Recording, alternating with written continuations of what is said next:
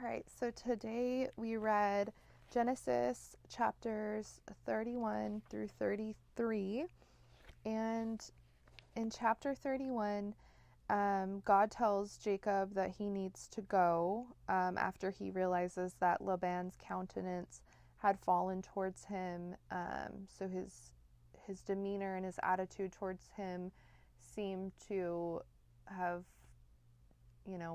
not been cordial anymore.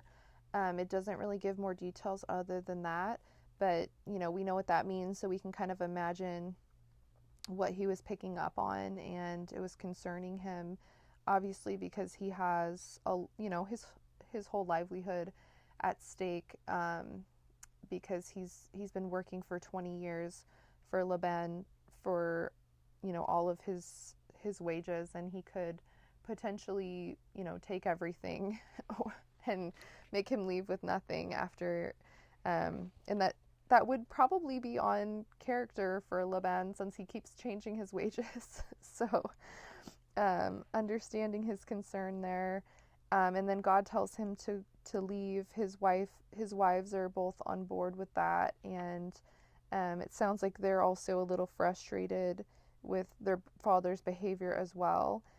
And then in chapter 32, he does leave, and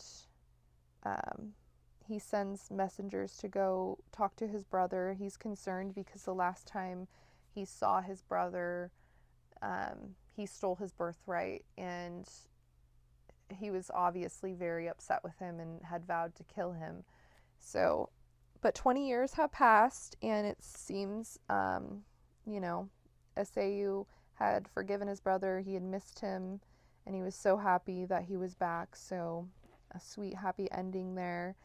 And then it mentions how many flocks he has, and that he's giving his brother hundreds. And so that must mean, and he's like, I have enough, and he must have a lot more than that, maybe.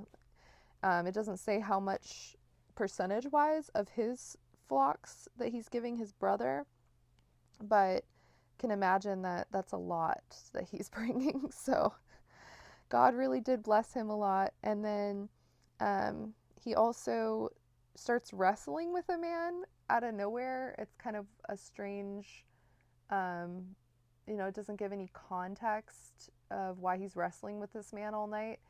And then I guess he concludes that he was wrestling with God, and then that's when God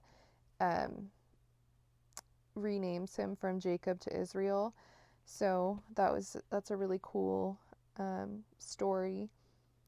And then he arrives and buys some land. So you can tell he was probably very stressed, both with leaving Laban, and then Laban coming and finding him and having to reconcile with him, and then also reconciling with his brother. But it seems that God did, bless the journey that he had told Jacob to take, and everything turned out really well. So, beautiful story.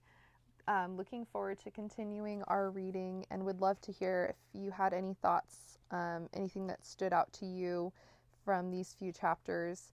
If you're inclined to comment, would love to get your feedback.